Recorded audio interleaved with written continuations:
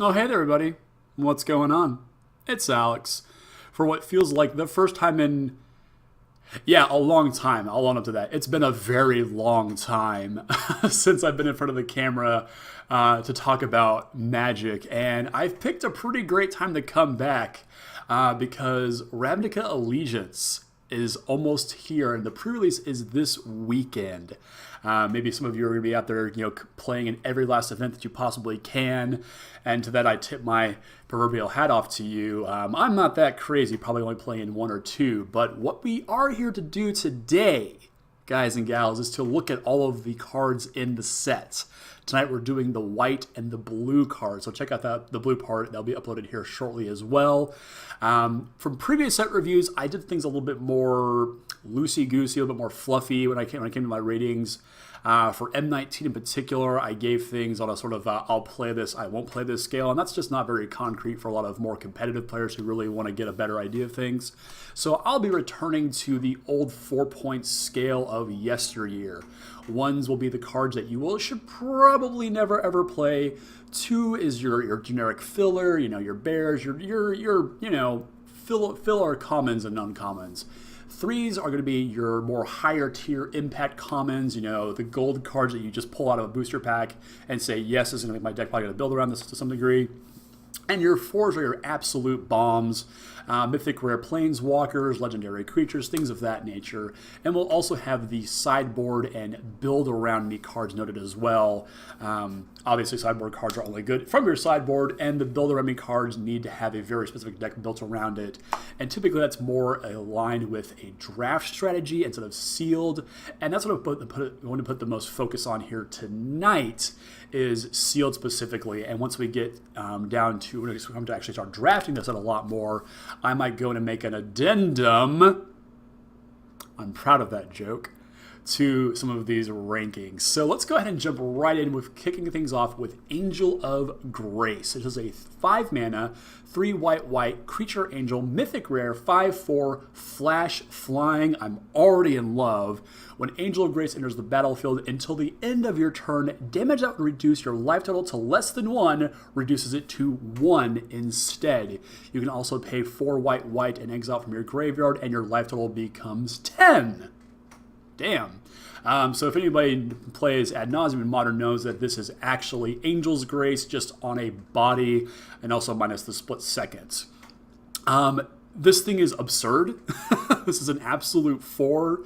To attack into open mana from your opponent's side of the board is an absolute disaster. So if this thing is, going to come down, if they're going to alpha strike you and you just say, yeah, I'll let it all through because you're going to down the backswing because you have this trick, it's awesome.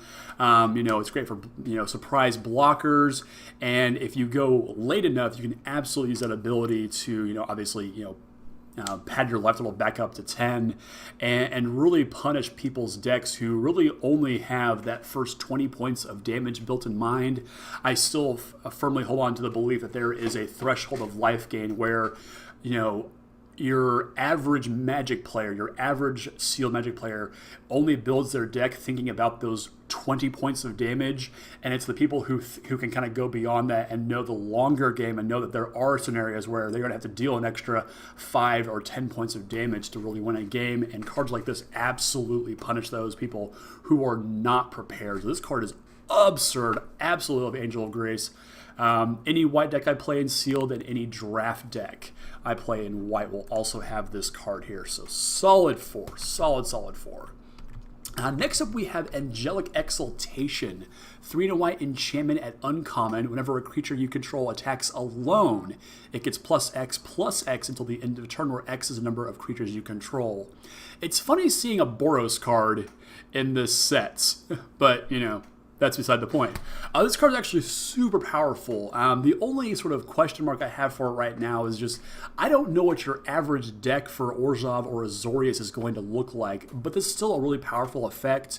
As long as you have somewhere in the neighborhood of about 14 plus creatures, this is definitely going to be a powerful card on the board.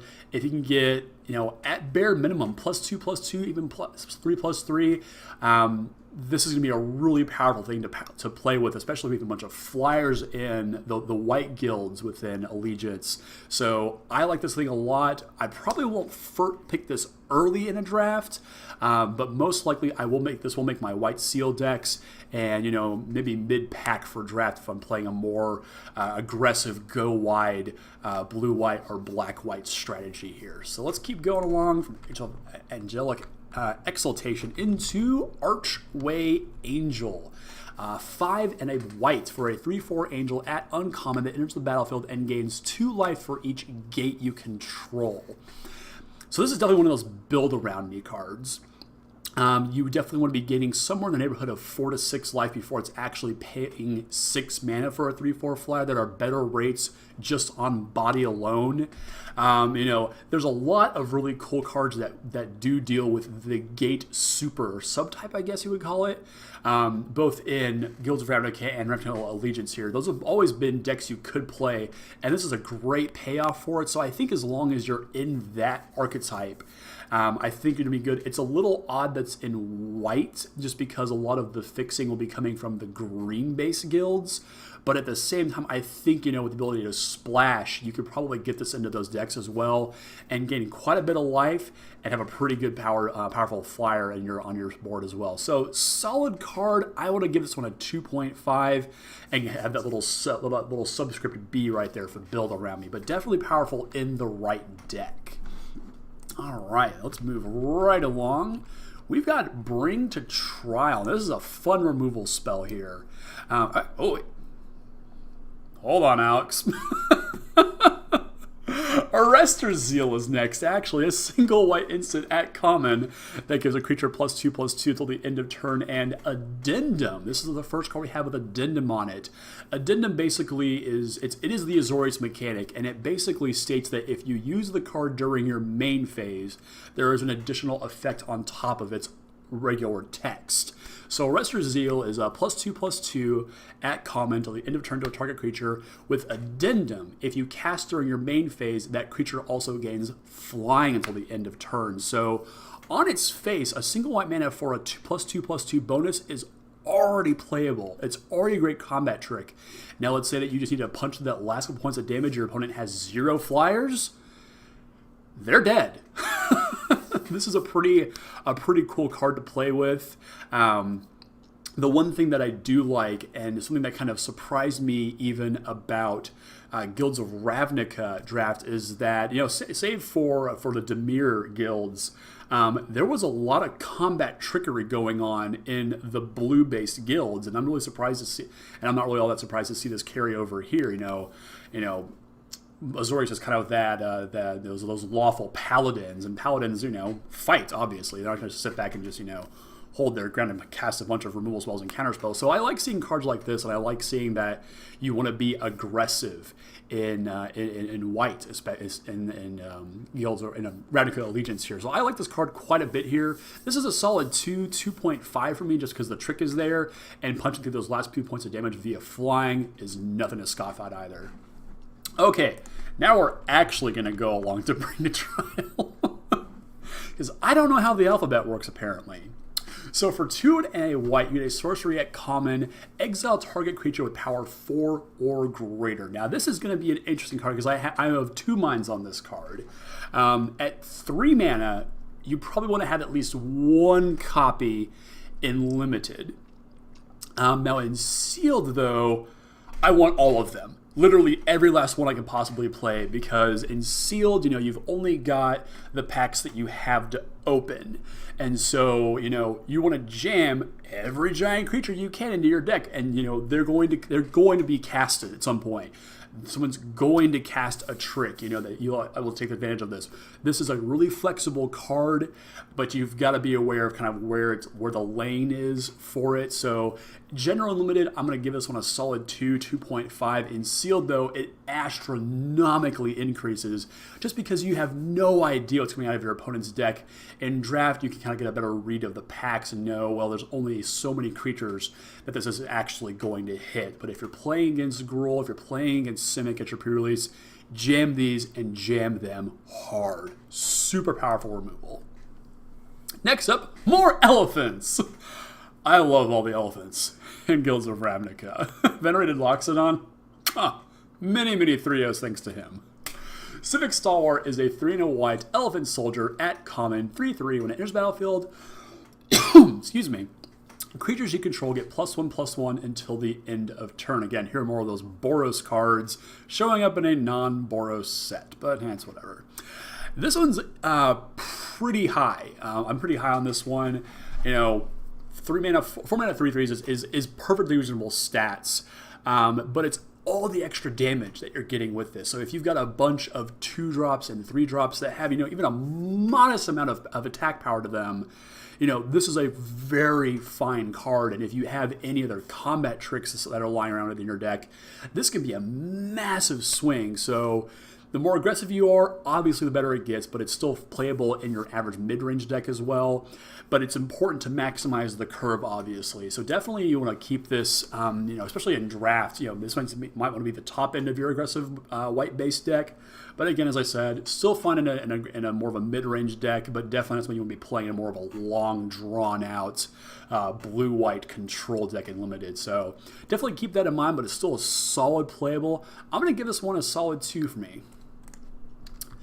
And let's move right on down to the Concordia Pegasus, which I believe this is the umpteen millionth time this has been reprinted, I think. 1 and a white for a creature Pegasus at uncommon. It's a 1/3 flyer, and a bunch of flavor texts from some person that has probably no relevance on any kind of story. This is pure classic vanilla cards, and they're typically better than they look, especially when we have Afterlife in the set. We'll get to a card that actually has Afterlife here shortly. All those creatures are 1/1s, and this will block and eat them up all day long. I think back to Muse Drake in Guilds of Ravnica, and despite that thing drawing a card, you could beat down for days with the Muse Drake into the late game. And I think the Concordia Pegasus plays a similar role here, maybe a little bit more so because it has to check all of those black-white spirit tokens that the Afterlife cards are making here. So this could be even better than I'm looking at it right now, but I'm going to give this one a conservative 2 for the time being. Next up, we have Exposed to Daylight. Again, this is one of those cards I'm of 2 minds on, just because it has different functionality depending on what format you're actually playing in. So 2 and a white instant at common destroys a target artifact or enchantment and then scries 1. So typically effects like this belong and are regulated to the sideboard only. Now that being said, if you read the packs and you see a powerful enchantment that is not in your colors and you're not going to hate draft it because hate drafting is stupid, you definitely might want to have this in your main board just so you can check that powerful enchantment or equipment. In Sealed, on the other hand, anything is possible. So having effects like this are definitely welcome in Sealed. Maybe no more than 1. I'm definitely happy to make a copy of this just to be on the safe side. And having Scry, which is it's obviously an evergreen mechanic now. There's only a handful of cards that actually have it in this set. Especially after not seeing it within Guilds of Ravnica. It is cool to see it come back on a card like this, which is just a more powerful disenchant effect. It's really cool to see here. So sideboard it in Limited, or at draft specifically, but at least 1 copy in your Sealed decks if you have copies of it. All right, we're not going to mess with the alphabet this time because we're going on to Foreboding Spirit. And this guy's pretty sweet. We have a 1 white 3/3 at uncommon Spirit Cleric, and as it enters the battlefield until your next turn, creatures can't attack you or a planeswalker you control unless their controller pays 2 for each of those creatures. So this is Ghostly Prison on a stick, and it's a one-time effect, which isn't as good as Ghostly Prison actually is, but still quite powerful here. In an aggressive race, in a very close race at that, this is going to gain you a ton of life, or at least force your opponent to not make any attacks this turn. Good text, flat out, on a 3/3 for 3. It's, any white deck, whether it's an aggressive or a controlling white deck, will absolutely want this, just because it is cutting off your opponent's ability to play any more creatures pre-combat. Play any pump spells, combat tricks, makes this thing really problematic, for the turn that you do play it. And if you have a way to blink this thing, woo doggy, this one gets a solid 3 from me. Foreboding Spirit's awesome. Next up, we have the Hazda. I has the officer? I has to do it, officer. I'm sorry for that joke. 2 and a white, 3/2, common human soldier. As it enters the battlefield, target creature you control gets +1/+1 until the end of turn. I have never been, and probably barring some ridiculous set where they're actually just like cream of the crop, have never been a fan of 3/2s for 3. They will always trade down in combat, and that's not what I'm looking to do here, especially in a set that really doesn't have a graveyard-centric mechanic. If we're talking Guilds of Ravnica and I've got Golgari all day long, chump, don't care, undergrowth it, rock and roll. Being able to pump a creature makes this a little bit more appealing, but it's still not more. It's still barely above filler at this point. I can't give it a 1 just because it does have stats that aren't zeros. So I am inclined to say this is at least a 1.5, maybe a 2 if you're in a very aggressive white deck. But beyond that, pure filler.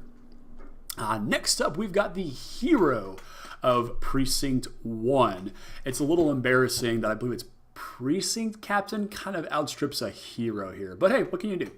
Hero Precinct 1 is a 1 and a white 2/2 rare human warrior that lets you create a 1/1 white human creature token whenever you cast a multicolored spell. And funny enough, Ravnica is a gold multicolored set. So this is going to pump out a lot of guys. I will happily play this in any white deck that I'm in.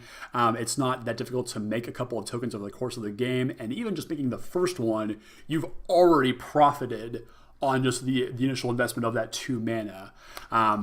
Goes well in an aggressive deck, but can even be a solid performer in a more controlling type deck, especially if you have a lot of the split cards that allow you to take advantage of the trigger here, and just use it to make a bunch of chump blockers. So the hero here gets a solid 3, maybe 3.5. I want to play with this girl first and give it a better rating then, but as she stands, really powerful. Solid 3, maybe better. Next up, we have an impassioned orator. I don't know why I did that. 1 and a white, 2/2 human cleric. At common, whenever another creature enters the battlefield under your control, you may gain 1 life. Bears be Baron. And this one gives out, a bonus every single time you play a creature. Doesn't need to even be tokens or a life gain package to really take the advantage of this card. As long as you have enough creatures in your deck, which, if you're playing Seal especially, you will have enough creatures. Hopefully. And this guy's going to give out, just all the benefit in the world. Especially comes down early in the game. You're happy to soak up some damage because you can just recoup it all just by playing creatures. And if your opponent's turning their creatures sideways, well, you might be able to outclass them earlier in the turn and later in turns, and then have a good payoff of playing what would normally be a relatively weak card. So I like the Orator quite a bit here. Give it a solid 2 for me, maybe even better. Just as if depending on the deck that I built, maybe more of a build around me 2. Obviously it gets better when there's lots of creatures, and if you have a token theme like a lot of the Afterlife cards might be able to give you access to, this becomes really powerful here. All right, next up, gonna scroll on down and take a trip through. Is it Justiciar? Justiciar. I gotta stop. That ICI is really tripping me right now. Justiciar's Portal. Man. I'm going to edit that out because this is for your benefit, guys. So when you do play this card, you can actually pronounce it right and not embarrass yourself like I just did. Justiciar's Portal is a 1 and a white instant at common that exiles target creature you control, then returns it to the battlefield under its control, and it gains first strike until the end of turn. Now, a couple quick things to notice about this. Typically, these blink spells return at the end of the turn. It's not often that you see one that's an instantaneous blink, a la Cloud Shift from Avacyn Restore. This is a really cool trick here, and especially if you have something, what was it called? You just pass it all. The Forbidding Spirit.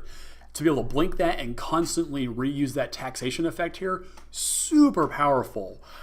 So as long as you do have good enter the battlefield effects, the value goes up dramatically. It's a solid counter to removal spells. I'm not super excited about trying to use this as like an ambush. They attack and go, okay, I'm going to blink this guy, put him back into play, and have first strike. There's a lot that can go wrong, especially with if just first strike is kind of like your out. You're so suspect to just actual pump spells. So less defensive and a little bit more focused around the quick tempo plays like we see with forbidding spirit here. But not a bad card. I'm going to give this one a solid 2, maybe 1.5. The flexibility is there, but I definitely need to see this one in action before I can give it a more definitive ranking. Next up, we have Knight of Sorrows. I remember seeing this guy in the trailer for Guilds of Ravnica. I was hyped. Not so much anymore. All right, Knight of Sorrows is a 4 and a white for a 3/3 human knight at common that can block an additional creature each combat. Neat. Else has Afterlife. This is our first Afterlife card. Whenever this creature dies, create a 1/1 white and black spirit creature token with flying. Now, obviously, Afterlife is an N ability, and that you have Afterlife 1, 2, 3, so on and so forth. So you make X, or N, in my example, you make N spirit tokens, where N is the value of Afterlife. Reasons. So, there's only so many 5-drops that you can play in Limited, and unfortunately, this is a pretty good one, all things considered. Obviously, it's great to have, being able to block 2 creatures at the same time. If you have a trick to maybe save this guy even longer, awesome. As a last-ditch defender against 2 giant Gruul monsters, not bad. You get the 1/1 when it's all said and done, when it finally dies. So this is really good filler, but unfortunately it's just filler. I'm not super hyped to play this card all that much, but it's a solid 2 for me. That extra block is always really interesting to play around with, and being able to give it first strike or a boost effect is actually nothing to scoff at either. So interesting card, and one that I want to play with before I can give it a definitive rating to. Next up, we have Lumbering Battlement. This card is just kind of ridiculous, actually. There's already talks of this thing going infinite and standard, whatever. But 4 and a white gets you a rare beast, 4/5 with vigilance. Whenever it enters the battlefield, exile any number of other non-token creatures you control until it leaves the battlefield. Like, they all hop on it in the art. It's actually kind of adorable here. And it gets +2/+2 for each card exiled with it. Oh, it's only creatures. I'm thinking, you can get your lands and your enchantments. No, it's not that ridiculous. So 5 mana for a 4/5 with vigilance is already an absurd rate. That is a solid playable card. And the ability to just pull things out of the way. Let's say that your opponent has locked down some creatures with some pacifism-esque effects. Pull them out of there, and then if this thing ever dies, those creatures will immediately come back, and the pacifisms have obviously fallen off, and those creatures are good to attack again. All kinds of tricks you can do with this thing. The only risk is a pacifism effect on it, and then it's kind of embarrassing. So definitely read the board. And if you can set up some cool end of battlefield triggers, like we saw with forbidding spirit, that's gonna be my go-to ETB effect for this entire set. I can already tell. This is definitely the card to do it with. Super cool, and just the threat of being able to say, I'm gonna bring back more creatures if you block and kill this thing. Awesome, very, very cool card. Solid 3.5 for me. Maybe even better once I see it in action and get to see if this thing actually has the legs, which it clearly does, to really make an impact on this format.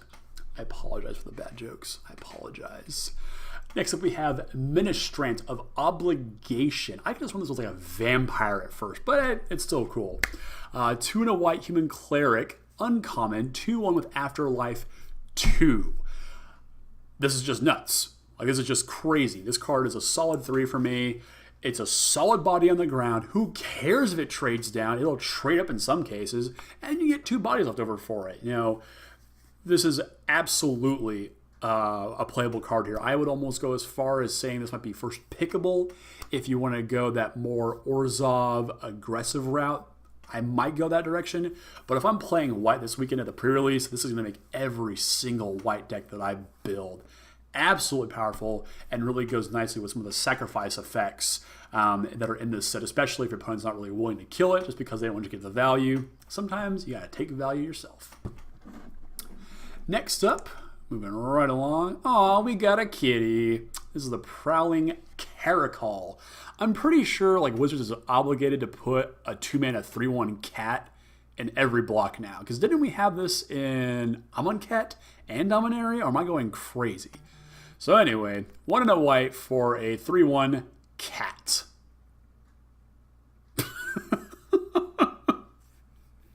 Look, dogs will always be man's best friend. And we'll get to the dog that's so good. The best dog ever in this set in just a few quick cards. It's actually already on the screen if you're paying attention. But this card is just trash. In a world where there are literally just 1/1 flyers coming out of every Afterlife card, this thing is a joke. I would be hard pressed to play this in even the most aggressive white deck. I'm not about this card at all. Sorry, kitty. Putting you down. Next up, we have Rally to Battle. Yes. I might play the cat if I have Rally to Battle on my deck. Maybe. Just maybe. But this is a 3 and a white instant, uncommon, that gives creatures you control +1/+3 until the end of turn, and you untap them? What? Holy crap. This is an easy, 2, or in a perfect world, 3 for 1 within combat. Swinging with a bunch of little creatures, and your opponent's like, well, he might have the trick here, so I'm not going to risk it to then, get the chip shot in, and then they backswing you, and you just untap everything, and you just blow them out. It's pretty sweet. The average deck is going to play this, I think, but in a super aggressive deck that's just full of low drops, this is lights out if your opponent's not ready for this one. This one's really, really hard to play around, especially, to get that attack in and then punish. Because you can't even attack into this card anymore. Super powerful. And, that 3 bonus to the toughness, that's nothing to scoff at. That's going to trade up a lot of times. So, this one's it's powerful. Like, there's no doubt about it being powerful. That's for sure. Solid 2.5 for me. The card's really powerful. Really powerful. Might be even better. I'm honestly reminded of Rally the Peasants, which was powerful in Avacyn Restored draft. But again, this card is really powerful. You will rally behind it. I'm sorry. I'm so sorry. All right. The best dog. The best dog. Resolute Watchdog. 1 white, uncommon, creature, Hound. 1/3 defender. You may pay 1 and sacrifice it, and target creature you control gains indestructible until the end of turn. There's a comic out there online. I'm sure it's like a meme of some sort nowadays, and it's like there's a dog who's obviously dead, and the Grim Reaper's there, and the dog's like, "Oh man, I guess it's my time to go.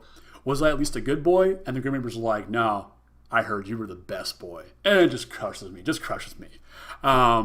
It's going to defend early. It defends your creatures late. This dog plays all the game. It doesn't matter when you draw it. It's amazing. And the fact that it's like there's so few exile effects in this set. This is just the best way to get around some of the more dangerous removal in this set. So limited, I will always play this. This is a solid 2.5, almost a 3. I want to play with this guy and see, if there's enough removal in the format to make his effect worth it. But just on first glance alone, best dog. Solid 3.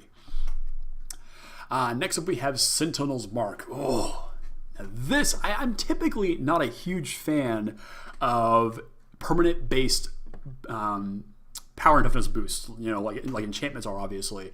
But this one it's so gross. Sentinel's Mark is 1 and a white, uncommon, enchantment, aura, and then a literal wall of text.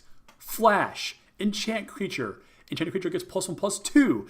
And if you cast it during your main phase, triggering the Addendum, it gains lifelink until the end of turn. What the hell? Like, if you use this to block and blow them out, it's ridiculous because you have a vigilance guy with a massive butt left over. And if you've got it, like to go main phase and just go ham on your opponent with, there's a couple of big-bodied blue and white creature or blue and black creatures that would absolutely love this to be slapped on them. Holy crap. This card is terrifying to get blown out by. This was probably one of my favorite pump spells in the entire set. This one gets a solid 3 for me. Watch out for this one. And let's move right along to making good time on these white cards here. Sky Tether. A single white mana gets you an enchantment aura at uncommon and enchants a creature, and the creature has Defender and loses flying. Now say it with me, everybody. What wins games of Limited? Flyers. So obviously, the decks that are wanting to attack on the ground, not super high are interested in this. But everything else, if you're playing blue-white or black-white, you're gonna want this ability to get other flyers out of the way, because if they're on the ground, who cares what they're doing? Obviously, a great way to stop an attacker. Good passive effects are always good and playable and limited. And then just to add on the flavor of it losing flying, it's just nice. And in a lot of cases can be an absolute gameplay breaker. Can you imagine having this against what was the Suntail Hawk? No, was it Suntail Hawk in the guilds? The lifelink one? I would have made that thing a joke, and that's still one of the best commons in the whole freaking set for limited. I digress. But yeah, this card's super cool. If you're playing more of a controlling type deck, you'll absolutely want to have this. But honestly, any white deck in limited, especially for sealed on the pre-release, will want to be playing this card. Solid 3 for me. Absolutely good card. Next up is a card that I think is not really one to. This is not a limited card. This is a card for you Commander players out there. Go forth and do crazy things with this. This is Smothering Tide. This is a 3-white enchantment at rare. Whenever an opponent draws a card, that player may pay 2. If that player doesn't, you get to make a treasure artifact token with tap, and it's a Lotus Petal that you get out of this. This is not even remotely playable. There's no reason that you'll want to have all this extra mana lying around during your turns, especially by the time this comes down in the game. It's not going to be enough to really make an impact on the game as it stands. There are no X spells that are worth, we'll get to that later. But there just aren't enough payoffs for just having all this extra mana lying around. So, if somebody's like drawing just a zillion cards with their deck, yeah, sure, you might have some play there. But as it sits, this is an absolute bottom of the barrel playable for me. I want to give this as close to a 0 as possible, but I'm going to give it a 0.5 just in case you can play against the blue player who just wants to draw all the cards. But still, not good, not good. Next up, we have Spirit of the Spires. This card. 3-white gets you a Spirit at uncommon 2/4 with flying, and other creatures you control with flying get +0/+1. All those little Spirit tokens you're making in at Orzhov, so good. Already 4 mana 2/4 flyers are fantastic. To make other flyers better is even better. This is a solid 3.5 for me, especially if you have it in a deck that's just full of flyers. This card will absolutely dominate games and requires removal from your opponent. If they don't have it, they will lose. Guaranteed. Next up, we've got Summary Judgment. 1-white gets you an instant at common, deals 3 damage to target tapped creature, and Addendum, if you cast it during your main phase, deals 5 instead. So obviously this is a more defensive removal spell because, obviously you can catch them when they are tapped and attacking, which is good. But the only times that I would see even thinking about cutting this, if you're super aggressive and just doesn't have any flyers to really, take advantage of, being able to, knock creatures out of combat. This might be worse, or I honestly can't tell you right now. My inclination is that, you know, the 3 damage might not be enough to kill some of the bigger creatures, especially out of Gruul and Simic. So having to be able to cast it in your main phase might be okay, honestly. You know, 2 mana isn't a huge drawback. You know, Take Vengeance was perfectly playable. You know, I think that was Dominaria, I think. Perfectly playable, and this is about as close as that to you can possibly get to that without just being that card again. So reserve judgment on this one, but definitely a powerful removal spell. I will definitely play this weekend. Solid 3 for me. You know, damage-based removal is not as good as just flat-out removal, but this will still get the job done in a lot of cases and kill a majority of the bigger threats that you might come across when you're playing in Limited. Next up, we have got the Syndicate Messenger. I love that the flyer makes more flyers. Like, there's just something so, just unequivocally just perfect about that. 3 and a white gets you a common 2/3 bird with flying, an Afterlife 1. That's already good stats for flyers. Like, that is kind of our benchmark of good flyer stats. You know, 3 toughness is a lot, especially in this format where Afterlife is a thing. Crash on through, get a 1/1, really powerful. You know, the stats, while, like I said, you know, they're not great, but just having that extra body is just so fantastic. You know, unless I've just got a ton of, you know, top tier playables, more than likely this will make every white deck I build in draft or sealed, especially for the pre-release. This card's absolutely fantastic. This is going to beat down a lot, and, you know, is definitely worth the getting that extra body is definitely worth the investment you have. So solid 2.5 for me. It might be a little bit better than that, actually, you know, depending on, you know, if flyers are as good as they have typically been in Limited, and I don't see a reason why that would change here. Not today, not tomorrow. Next up, we've got the 10th District Veteran. I have to imagine that the districts are, like, ranked in order of impressiveness. So, like, the 1st District Veteran is, like, super swole and is, you know, like Mirren Crusader, like, type level of creature. But the 10th district is just kind of embarrassing, honestly. This 3 mana, 2 and a white, common human soldier, 2/3 with vigilance. Doesn't really do a whole lot. The guard was crap in guilds, and this one isn't much better. Untapping a creature in combat is cute, obviously. But 2/3 for 3 is not exactly what I'd call groundbreaking stats by any stretch of the imagination. So yeah, I'm super, super low on this one.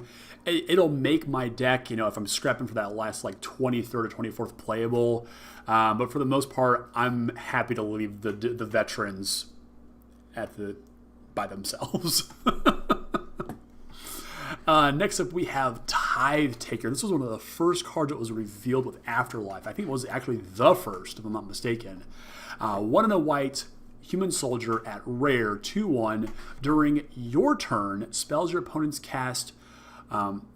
Spells your opponent's cast cost. I hate how that's worded, but it's the only way they can word it. Cast cost 1 more to activate, and abilities your opponent activates cost 1 more to activate unless they're mana abilities. Gosh, cast, cost. And it has Afterlife 1 as well, so bonus on top of that. When you're drafting all that text, all that gibberish in there, it's not going to come all that much. But on just flat out rate, it's a fantastic deal. Every once in a while, that text will make a huge difference, and that's just, you know, icing on the cake here. So this guy's a solid 3 for me in an aggressive white deck, you know, that can take advantage of the fact that you're just turning creatures sideways constantly and making your opponent's combat tricks that much more effective. I like Tithe Drinker a lot. Tithe Drinker, that was a vampire. This is a different card entirely. Tithe Taker. God, that had extort and everything. Holy cow. This card is just that much better. I like it in a more aggressive style of deck, but I can see it, you know, just making any white deck, honestly. You know, 2 bodies for 2 mana, solid rate. You cannot beat that unless you got two bodies for 1 mana, but that's a stretch of the imagination. Next up, we have more kitties. This cat's slightly better than the last one. Twilight Panther. A single white mana gets you a common cat spirit. Oh god, it's a ghost cat. Oh, wow, that's unnerving. It's a 1/2. You pay a black to give it Death Touch until the end of turn. Essentially, this is a gold card, plain and simple. Really nicely.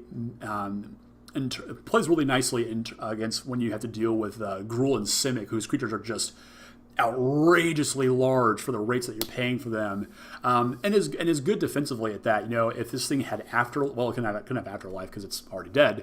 Oh, dark would be a lot better. But just being able to 2 mana to kill their biggest guy is still solid. So this is pretty good filler for me. I'm not super hyped about it. But at the same time, I'll happily play like a copy of this and save it and let it stick around, to block something huge and just kill it outright. All right, we are on to our last 2 white cards.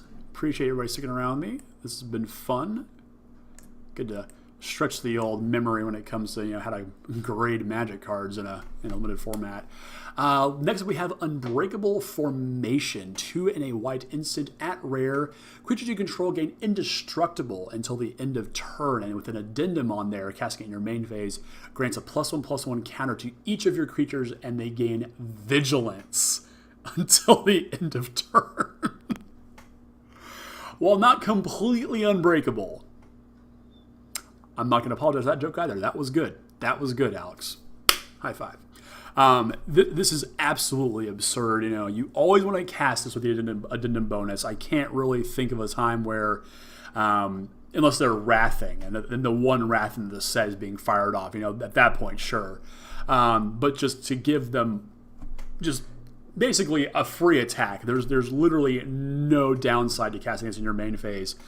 In a creature-heavy deck, go forth and conquer. This is an absolute game breaker. Your opponent is absolutely priced into the blocking because the attack is effectively free. They have to counter this or, stop your creature somehow. Not sure how they do that. But I can't give this a 4 just because it really requires so many other creatures to be in play at the same time. But, solid 3.5.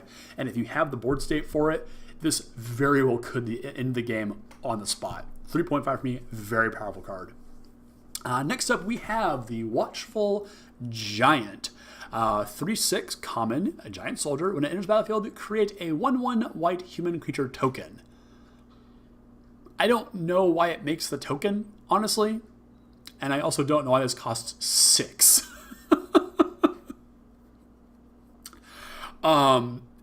Probably easily replaceable by, I don't know, anything. Even the cat. Definitely like top of the curve, maybe in draft. This is where this kind of belongs. Your opponents have just, they've traded off all your creatures and then you just slam the 3/6, which, what can kill this thing, honestly. So if you're lacking at the top of your curve, specifically in draft, this gets a little bit better. But in terms of your sealed environment, I'm not super excited taking this. So bottom grade filler, 1.5, maybe a 2 if the body, if that toughness is actually worth it, which I don't think it'll be. This is a solid 1.5 for me, not a very impressive card at all. And that's the white cards. Very, very, very nice little white cards there. Yeah. Like I said, this is exciting to get back into this, guys, so do look out for the rest of the set review. I'll be, if you're watching this in real time, today is Tuesday the 15th of January. The blue cards will be going up tonight as well, so do be on the lookout for that. And then for Wednesday, we'll be doing the black and the red cards. Thursday, finishing things up with the green, gold, and artifact and land cards. That won't be quite long, I imagine. But yeah, so do please, if you enjoyed this, if you have suggestions on how to do this better, please let me know down in the comments. This will be the only time I actually ever ask for this in any video, well, in each video, I should say. Don't forget to like, share, and subscribe. I hate saying that, but, lets me know that I'm doing a good job, and, I can promise that there'll be guests in the near future as well, so get excited for that. So thank you so much for watching. Again, I'm Alex. This is the EOT News Flash. It's good to be back. And I have nothing profound to close on, so bye.